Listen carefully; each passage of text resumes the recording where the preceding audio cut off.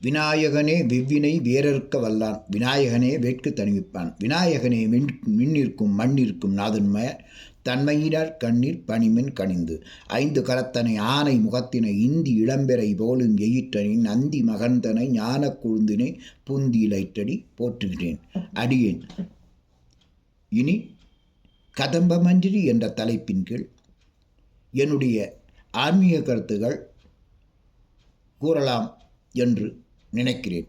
அனைவரும் எனக்கு ஒத்துழைப்பு தந்து என்னை ஊக்கப்படுத்துமாறு கேட்டுக்கொள்கிறேன். பொதுவாக ஜாதகம் என்பது என்ன, அதை நீங்கள் நம்புகிறீர்களா என்று அனைவருக்கும் ஒரு பெருத்த சந்தேகம் உண்டு. பொதுவாக ஜாதகங்கள் என்னை பொறுத்தவரை உண்மை என்று நான் நினைக்கிறேன். இது குறித்து சிருங்கேரி ஜகத்குரு ஸ்ரீ அபிநவ வித்யாதீர்த்த சுவாமிகள் 35வது ஜகத்குரு அவர்கள் பொதுமக்களுக்கு சில சந்தேகங்களை விளக்கி சொல்லும் பொழுது இது குறித்தும் அவருடைய கருத்துக்களை தெரிவித்துள்ளார். ஜாதகம் என்பது ஒருவர் கடந்த காலத்தில் செய்த கர்மாக்களின் பிரதிபலிப்பே ஆகும். நாம் நம் செய்கைகளின் மூலமாக அவற்றை மாற்ற இயலும். உதாரணமாக, இறைவன் அருளினால் மார்க்கண்டேயன் தமது தலைவிதியை மாற்றிக்கொண்டார் அல்லவா? எனவே ஜாதகங்களில் காணப்படக்கூடிய தீமையான காரியங்களை நினைத்து வருத்தப்பட வேண்டிய அவசியமே இல்லை.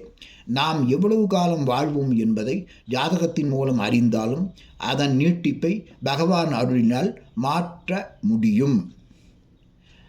அதேபோல் தவறான வழிகளை ஒரு மனிதன் பின்பற்றி நடந்தால், அதாவது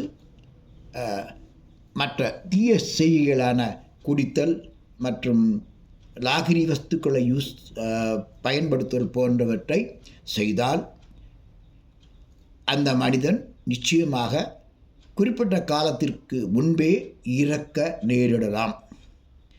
அப்போது ஜாதகம் இப்படி சொல்லிச்சே, எனக்கு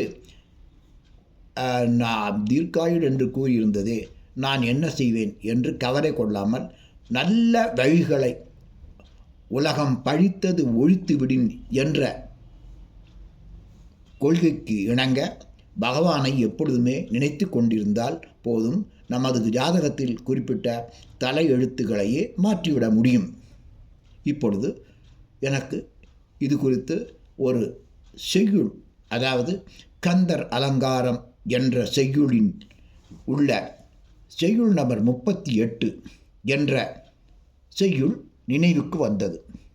அதை இப்பொழுது கூறுகிறேன், கேளுங்கள். அதற்குரிய சிறிய விளக்கத்தையும் அடியேன் அடிப்பேன். நாள் என் செய்யும் வினைதான் என் செய்யும், எனை நாடி வந்த கோள் என் செய்யும், கொடுங்கூற்றென் செய்யும், குமரேசர் இருத்தாளும் சிலம்பும் சதங்கையும் தண்டையும் ஷண்முகம் தோளும் கடம்பு எனக்கு முன்னே வந்து தோன்றிடினே. இந்த பாடலில் முருகப்பெருமானை ஒரு மனிதன் வழிபட்டால் நிச்சயமாக அவன் குறிப்பிட்ட தீய பலன்களை கடக்கலாம், நீடித்த ஆயுள் பெறலாம் என்பது கூறப்பட்டுள்ளது.